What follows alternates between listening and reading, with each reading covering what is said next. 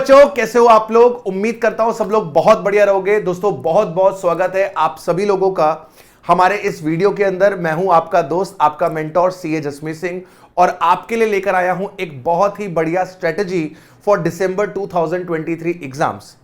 अगर मैं आपकी जगह पर होता और मेरे दिसंबर 2023 में एग्जाम्स लाइंड अप होते तो सर मेरी क्या स्ट्रेटजी होती, मैं वो आपके साथ डिस्कस करने जा रहा हूं। मैं एज अ स्टूडेंट अपने एग्जाम्स को कैसे अप्रोच करता था, कैसे अपनी प्लानिंग करता था, जिसकी वजह से मैं अपने सीए एग्जाम्स एक बार में क्वालिफाई कर पाया, मैं वो स्ट्रेटजी आपके साथ रखने जा रहा हूं। देखो, सीए एग्जाम्स के अंदर आपका स्मार्ट वर्क अगर हार्ड वर्क के साथ मिल जाए तो सोने पे सुहागा है। एक बिलो एवरेज स्टूडेंट भी अगर हार्ड वर्क और स्मार्ट वर्क की दोस्ती करा दे तो वो भी पॉजिटिव रिजल्ट लेकर आ सकता है, राइट। तो क्या है वो स्मार्ट वर्क जिसको हार्ड वर्क के साथ मिलाना है। सबसे पहले आपको यह समझना है कि भाई कोई शॉर्टकट नहीं है। दिन में हमें कम से कम 8 घंटे पढ़ाई करनी पड़ेगी, इससे कम में गुजारा नहीं हो पाएगा। तो 8 घंटे का स्टडी प्लान आपके पास होना चाहिए।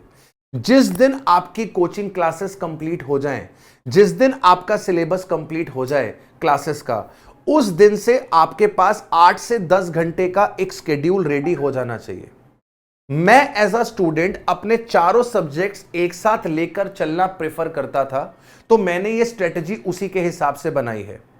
अगर आपको लगता है नहीं सर हम चारों सब्जेक्ट्स एक साथ नहीं पढ़ेंगे, हम एक दिन में एक ही सब्जेक्ट्स पढ़ेंगे, तो आप इसको मल्टीप्लाइड बाय 4 कर लेना। मतलब जो भी टारगेट मैं आपको दे रहा हूं उसका 4 टाइम्स टारगेट आपको अचीव करना है। अगर आप सिंगल सब्जेक्ट लेके चल रहे हो, अगर 2 सब्जेक्ट्स लेके चल रहे हो, तो जो मैं टारगेट दे रहा हूं उसका 2 टाइम्स आपको अचीव करने की कोशिश करनी है, राइट। तो सबसे पहले हम बात करते हैं बेटा अकाउंट्स की। अकाउंट्स के अंदर अगर आपको मार्क्स फेच करने हैं, अकाउंट्स के अंदर अगर आपको मार्क्स फेच करने हैं, यहां पर हमारा टारगेट होना चाहिए कम से कम नहीं तो 80 प्लस। अकाउंट्स हमने 11th 12th में पढ़ी है, हम इससे फैमिलियर हैं, और यह सब्जेक्ट ऐसा है जो 80 प्लस हमको दिलवा सकता है अगर हम इसको स्ट्रेटेजिकली अप्रोच करें। रिवीजन करते वक्त आपको क्या करना है, अपने स्टडी मटेरियल के सारे इलस्ट्रेशंस करने हैं, टेस्ट योर नॉलेज के सारे क्वेश्चंस करने हैं, करंट जो आपकी आरटीपी है दिसंबर 23 की, एमटीपी है दिसंबर 23 की, वो करनी है। पिछले 5 अटेम्प्ट्स की जो आरटीपी है, एमटीपी है, पीवाईक्यू है, ये आपको करने हैं। अब ये करने का क्या तरीका होता है। फॉर एग्जाम्पल मैंने कंसाइनमेंट उठाया, कंसाइनमेंट में मान लीजिए स्टडी मटेरियल के इलस्ट्रेशन है 10, मुझे नहीं पता, मैं एक जस्ट एग्जांपल आपको दे रहा हूं। लेट्स से मैंने कंसाइनमेंट उठाया और कंसाइनमेंट में मेरे को स्टडी मटेरियल में इलस्ट्रेशन मिल गए 10, मुझे टेस्ट योर नॉलेज के क्वेश्चन मिल गए मान लीजिए 5, 15। आरटीपीस अगर मैं जोड़ लूं तो आरटीपीस में मिल गए 6, एमटीपीस अगर मैं पकड़ लूं, मान लो एमटीपीस में मिल गए मुझको 15, पीवाईक्यू पकड़ लूं, पीवाईक्यू में मिल गए मुझको 5 क्वेश्चन। तो 10 + 5 15, 15 15 30, टोटल हो गए 41 क्वेश्चन। मुझे ये 41 क्वेश्चंस अच्छे से करके जाने हैं। अब ये 41 क्वेश्चंस को करने का स्ट्रेटजी क्या होना चाहिए। क्या पूरे के पूरे 41 क्वेश्चंस बिल्कुल नए होंगे कि कुछ रिपीट भी होंगे। सर कुछ रिपीट भी हो सकते हैं। क्या सारे के सारे एडजस्टमेंट्स उस क्वेश्चन में नए होंगे। नहीं, वो भी कुछ रिपीट हो सकते हैं। तो मुझे क्या करना चाहिए, मुझे जो 60% ऑफ द क्वेश्चंस है, जो 60% ऑफ द क्वेश्चंस है वो कैलकुलेटर पे सॉल्व करना है, उन्हें कैलकुलेटर पे सॉल्व करना है। और उन क्वेश्चंस की जो इंपॉर्टेंट एडजस्टमेंट्स हैं, जैसे कमीशन निकालनी होती है कंसाइनी की, तो वो जो इंपॉर्टेंट एडजस्टमेंट है कंसाइनी की कमीशन, उसको मैं केवल कॉपी में सॉल्व कर लूंगा। बाकी पूरा का पूरा क्वेश्चन मैंने कैलकुलेटर पे बना लिया, चेक कर लिया कौन कौन सी एंट्री कहां कहां पर जा रही है, एक तरीके का ऑडिट कर दिया मैंने क्वेश्चन का। और जो 40% ऑफ द क्वेश्चंस हैं उनको मैं कॉपी में लिख कर सॉल्व करूंगा। यानी कि out of this 41 question 24 question ऐसे होंगे जिनका मैं केवल और केवल क्या करूंगा, ऑडिट करूंगा, और उनके जो इंपॉर्टेंट एडजस्टमेंट्स हैं, इंपॉर्टेंट जो एडजस्टमेंट है उनको सॉल्व कर लूंगा। और जो 16 क्वेश्चंस हैं उनको मैं डिटेल्ड में सॉल्व करके चलूंगा। आपको यह स्ट्रेटजी फॉलो करनी है, आपको यह स्ट्रेटजी फॉलो करनी है। पहले रिवीजन में आप 40% ऑफ द क्वेश्चन को सॉल्व करेंगे, जब दूसरे रिवीजन पे पहुंचेंगे तो ये 40% का परसेंटेज गिर जाएगा, 20 पे आ जाएगा। 80% क्वेश्चन आप क्या करेंगे, कैलकुलेटर पे सॉल्व कर लेंगे। इसके बाद आपको नोट डाउन करने हैं जितने भी इंपॉर्टेंट एडजस्टमेंट्स हैं चैप्टर वाइज। आपने पार्टनरशिप पढ़ा, पार्टनरशिप में आपने एडमिशन पढ़ा, एडमिशन के अंदर जितने भी इंपॉर्टेंट एडजस्टमेंट्स हैं उसे एक जगह पर लिख लो।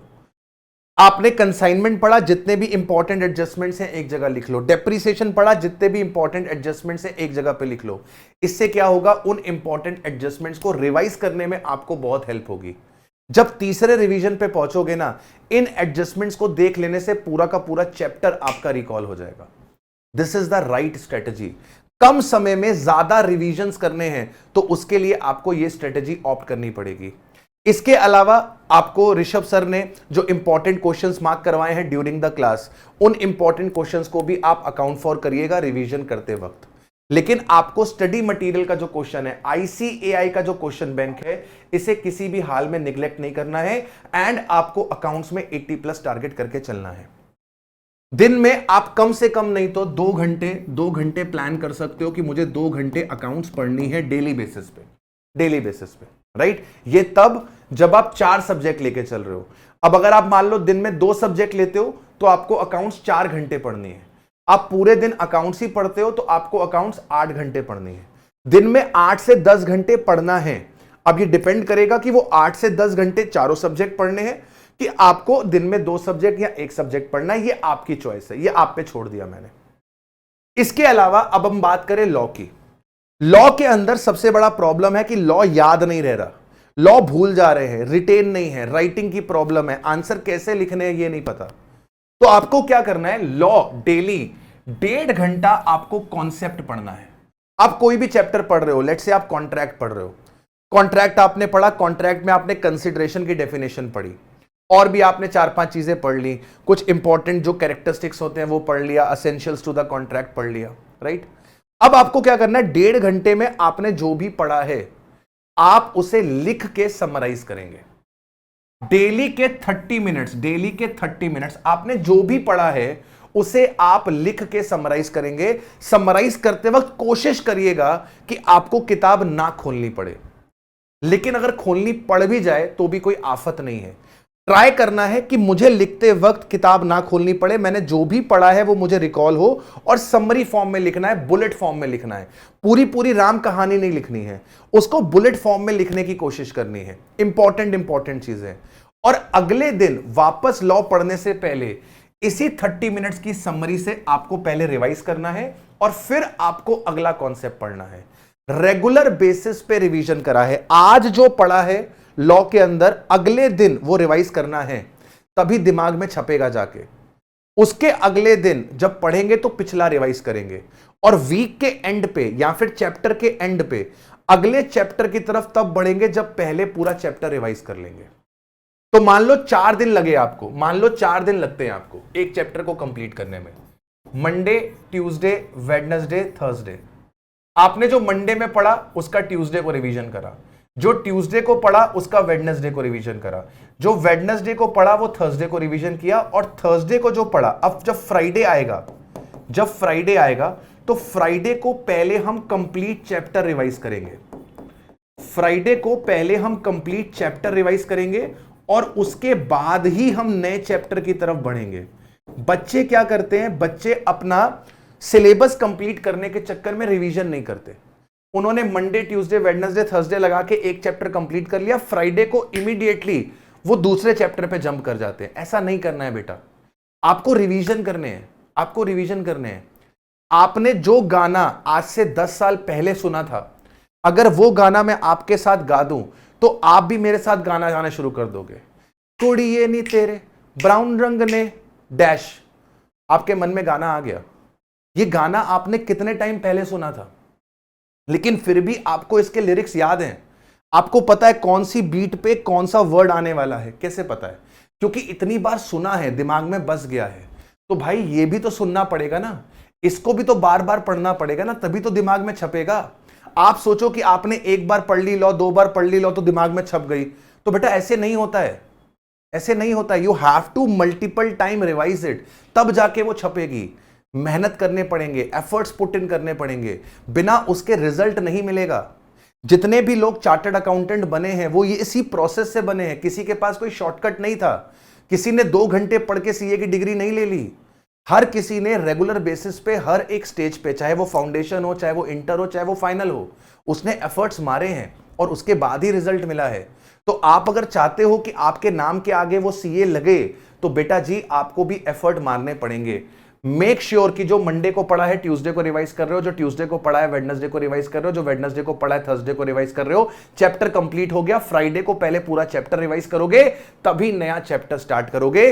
कमेंट बॉक्स में लिख के जाओ, प्रॉमिस करते हैं सर हम लॉ में इसी तरीके से रिवीजन करेंगे। और मेरी ये बात अगर तुमने मान ली तो मैं तुम्हें गारंटी बोल रहा हूं कि तुम लॉ के अंदर एग्जेम्पशन लेकर आओगे। लॉ के अंदर तुम एग्जेम्पशन लेकर आओगे अगर तुमने ये कर लिया। जो भी दिन में पढ़ा है उसको समराइज जरूर करना है, लिख के जरूर देखना है, राइट। अब बात करते हैं मैथ्स की। मैथ्स के अंदर आपके जो इजी चैप्टर्स है पहले आप वो उठा लो, जिनके आपको कॉन्सेप्ट्स क्लियर हैं, आपको लॉजिक्स पता है, आपको उनके फॉर्मूलाज पता है, तो डायरेक्टली आप क्या कर सकते हो, एमसीक्यूज लगा सकते हो। और अगर आपको उनका लॉजिक नहीं पता, कॉन्सेप्ट आप भूल गए हो, तो उन कॉन्सेप्ट्स को पढ़ लो और कॉन्सेप्ट्स पढ़ने के बाद डेली 30 to 40 एमसीक्यू सॉल्व करने ही करने हैं। घड़ी देख के पढ़ाई नहीं करनी है, टारगेट पूरा करने के लिए पढ़ाई करनी है। तो दिन का अगर 30 एमसीक्यू का टारगेट बनाया है तो 30 एमसीक्यू सॉल्व करने हैं। ये मैंने कम दिए हैं आपको। दिन में 30 एमसीक्यू मैथ्स के सॉल्व करना is not a big deal. Calculator पे ही सॉल्व करने होते हैं, शॉर्टकट्स ही लगाने होते हैं, राइट। तो मेक श्योर कि आप ये टारगेट अचीव कर रहे हो। इसके अलावा इकोनॉमिक्स के अंदर भी आप ऐसा ही कर सकते हो। जो चैप्टर आपको आता है, लेट्स से आपको theory of demand and supply आता है, तो आपको theory of demand and supply के कॉन्सेप्ट्स रिवाइज करने की जरूरत नहीं है, डायरेक्टली एमसीक्यू पे जंप कर जाओ। आपको पहला चैप्टर जो है हमारा बिजनेस इकोनॉमिक्स का इंट्रोडक्शन वाला, वो आपको आता है, तो आपको कॉन्सेप्ट रिवाइज करने की जरूरत नहीं है, आप डायरेक्टली एमसीक्यू पे जंप कर जाओ। डेली आप 30 to 40 एमसीक्यूज लगाओ, इससे आपके कॉन्सेप्ट रिवाइज होंगे। जिस चैप्टर में आप वीक हो, ये आपको नहीं आता, इसके कॉन्सेप्ट्स आपको नहीं आते, उनके कॉन्सेप्ट्स को रिवाइज करो, उनके कॉन्सेप्ट्स को रिवाइज करो और डेली 30 to 40 एमसीक्यू सॉल्व करो। आराम से सॉल्व कर लोगे। 30-40 एमसीक्यू सॉल्व करना मतलब आधे से 1 घंटे का काम है, अगर आपने अच्छे तरीके से चैप्टर समझ रखा है तो। नहीं समझ रखा है तो पहले चैप्टर को समझो और उसके बाद उस चैप्टर के एमसीक्यूज करो। एमसीक्यूज कहां से करने हैं, अगेन स्टडी मटेरियल के जो एमसीक्यूज है वो करने हैं, मॉक टेस्ट पेपर के जो एमसीक्यूज है वो करने हैं, पास्ट एग्जाम के जो एमसीक्यूज हैं वो करने हैं। इतनी चीजें आपको करनी है बेटा। एफर्ट मारोगे तभी रिजल्ट मिलेगा, कोई शॉर्टकट आपके पास अवेलेबल नहीं है। तो दिन में आपको कोशिश करनी है कि आप 2 घंटे इस तरीके से डिवाइड कर सकते हो। दिन में 2 घंटे आपने दे दिए, 2 या 3 घंटे जो भी आपको ठीक लगे, आपने 2 या 3 घंटे अकाउंट्स को दे दिए। इसके बाद आपने दिन में 2 या ढाई घंटे आपने लॉ को दे दिए। दिन के 2-2.5 घंटे आपने मैथ्स को दे दिए। और इकोनॉमिक्स में अगर आप रोज 1.5 से 2 घंटा भी पढ़ लेते हो तो आई थिंक बहुत है। इको का सिलेबस भी कम है और कंपैरेटिवली चारों सिलेबस में जो सबसे इजी है वो इकोनॉमिक्स ही है। और इसके अंदर आपको टारगेट करना है बेटा 90+। आपको यहां पे 90+ मार्क्स सिक्योर करने का टारगेट करना है एंड बिलीव मी वो अचीवेबल है और आप अचीव कर सकते हो, राइट दोस्तों। तो उम्मीद करता हूं कि आपको ये सेशन बढ़िया लगा होगा, ये स्ट्रेटेजी आपके कुछ काम आई होगी। जो भी टिप्स मैंने आपको दी, इन टिप्स में से कौन सी टिप आपको सबसे बढ़िया लगी, कमेंट बॉक्स में जरूर से कमेंट करके जाना, मैं उसको पढ़ूंगा, उसको लाइक भी करूंगा, राइट। मिलते हैं आपसे ऐसे ही किसी नेक्स्ट वीडियो में। टिल देन अपना ख्याल रखिए। Love you all, bye bye.